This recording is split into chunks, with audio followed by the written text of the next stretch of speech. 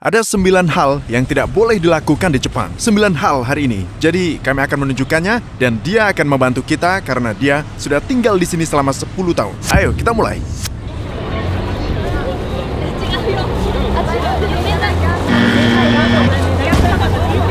Itu agak kurang sopan. Kau lihat kan, di depan mesin penjual otomatis, orang-orang yang membeli minuman, mereka berdiri di sana dan mereka minum. Sampai minumannya habis. Sampai mereka selesai, lalu mereka mendaur ulang di tong sampah daur ulang. Menurutku itu hal bagus, khususnya saat kau ada di stasiun. Kau juga tidak makan saat di stasiun. Tidak ada yang makan di stasiun, kan? Tidak ada yang makan di stasiun. Jadi, kalau kamu buka bungkus roti lapis dan mulai memakannya, orang-orang akan menatap dengan tajam ke arahmu. Itu dengar kawan-kawan. Setiap orang akan menatapmu. Lalu kau sadar kau lebih baik menyimpannya. Tidak, jangan. Tak boleh. Jangan letakkan sumpit di atas nasi seperti itu. Itu yang kita lakukan untuk orang mati. Oh, jadi kawan-kawan, ternyata tidak boleh memakai sumpit seperti itu. Ya, sumpit itu tidak seperti garpu dan pisau untuk kita. Itu lebih dari sebuah alat makan.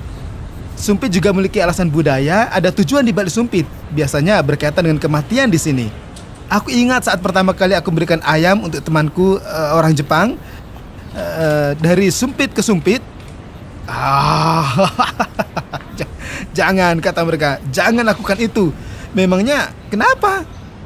Dan mereka menjelaskan padaku kalau ada orang meninggal, mereka akan dibakar, mereka dikremasi, dan keluarga menyerahkan tulangnya dari anggota keluarga ke anggota keluarga yang lain. Tulang diserahkan dengan sumpit.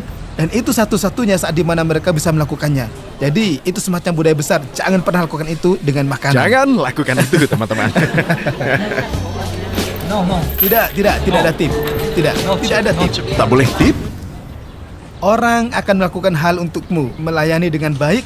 Mereka melakukan itu untuk reputasi mereka. Karena kalau tidak memberimu pelayanan yang baik, itu akan mencerminkan keburukan mereka. Jadi mereka tidak melakukannya demi tip, tapi untuk diri mereka sendiri.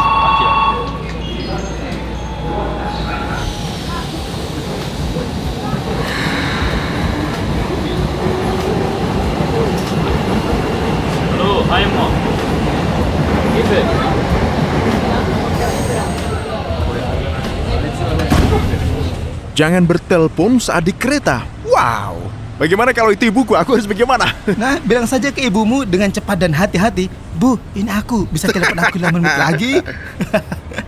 Tapi ini sangat penting. Mereka memberitahu di Jepang ada mode sikap atau mode senyap. Harus senyap ya? Selalu nyalakan itu.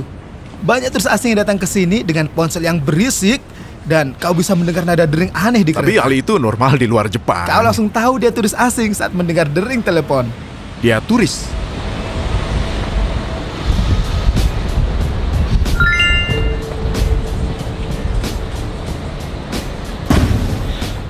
Saat kau sakit, kau bisa memakai masker di sini. Kau bersikap sopan dengan memikirkan orang lain. Kau tidak ingin mereka jadi ikut sakit, jadi semacam ada dinding kecil.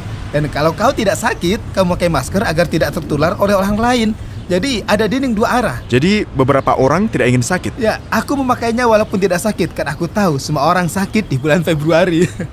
Alasan ketiga adalah saat musim dingin terasa sangat dingin di sini. Biasanya perempuan memakai masker agar tetap hangat. Aku Risa, aku mau toko. Terima kasih banyak. Ayo kita pergi. Baik. Tidak boleh menyentuh seseorang. Tak boleh peluk. Enggak dong. Sepertinya kau bisa memeluk hanya untuk orang yang lebih muda. Kontak fisik sedang meningkat di Jepang, tapi umumnya di Jepang kami akan membungkuk. Saat ini kau bisa lakukan itu, tapi lebih baik untuk tidak mengulurkan tanganmu.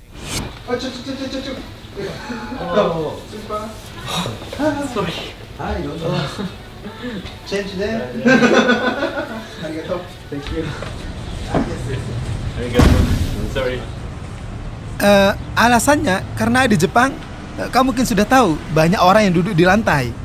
Jadi, lantai itu hampir seperti tempat duduk. Orang-orang duduk di atas lantai.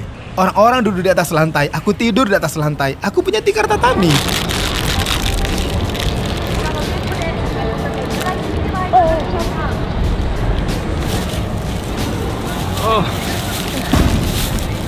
Di mana tempat sampahnya? Beritahu aku di mana. Ayo, beritahu ada di mana. Nah, ini juga sangat penting. Kita melihatnya di Rio de Janeiro pada saat Piala Dunia. Ingat nggak?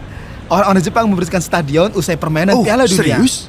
Dan itu menjadi berita besar. Ini karena orang Jepang sangat peduli dengan sampah di depan mereka.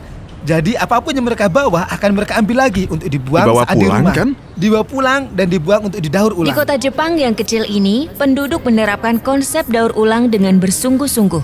Selamat datang di Kamikatsu, Jepang, kota tanpa sampah. Senang bertemu denganmu. Senang bertemu denganmu. これね。よろしく。Kartu nama? Ya, Ada satu cara pasti untuk bertukar kartu nama. Ini salah satu rasa hormat. Aku menyuruh banyak turis asing jika ingin datang ke Jepang dan tinggal di sini sementara waktu, sebaiknya buat kartu namamu sendiri. Karena kamu akan dianggap orang asing sebelum memberikan kartu nama, saling bertukar. Kenapa kartu tidak nama. berikan nomor saja? WhatsApp atau Facebook? Itu bisa saja dilakukan. Hal itu sangat casual, tapi ada sesuatu yang berharga Oh, dari seseorang berharga, saat ya? mendapatkan kartu fisik. Umumnya, kertas itu cukup penting untuk Jepang saat kau menyerahkan kartu dengan namamu di sana, dengan detail kontakmu, dan khususnya untuk bisnis. Kalau kau tidak punya kartu nama, orang-orang tidak menganggapmu serius. Oke, yang terakhir teman-teman, yaitu jika kalian pernah melakukan salah satunya, tidak apa-apa kan? Orang Jepang tidak akan marah. Pengalaman adalah guru terbaik. Tapi kalau mengikuti aturan ini, kau akan dapat pengalaman yang lebih baik. Bersikap sopan di budaya baru sebagai turis, aku rasa kita harus belajar budaya dan norma dimanapun kita pergi.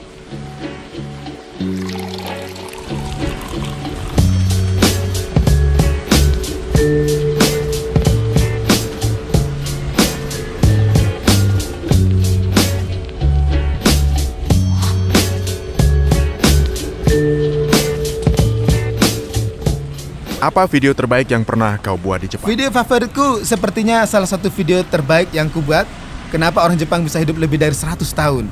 Jepang terkenal dengan harapan hidup terlama di dunia. Kenyataannya, saat ini ada 2 juta orang yang berusia di atas 90 tahun tinggal di Jepang.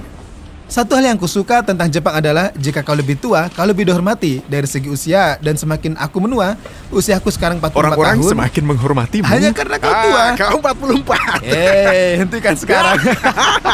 Cukup. Nggak apa-apa. Tetaplah merekam. Karena aku sudah di sini 20 tahun sejak aku memulainya umur 24 sehingga usia aku 44 tahun sekarang. Cara orang memandangmu, kesempatan mengenalmu, cara mereka menghormatimu dari segi umur sudah sangat meningkat. Saat aku bertemu wanita berusia 106 tahun, dia masih bekerja di ladang. Wow, aku tidak bisa berkata-kata dan sangat emosional.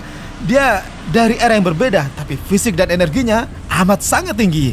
Dia masih kuat ya? Aku belum pernah sakit sama sekali. Kau belum pernah sakit selama hidupmu? Belum pernah sakit? Wow. Terima kasih banyak sudah hadir di videoku. Tidak masalah, dengan senang hati. Terima kasih banyak.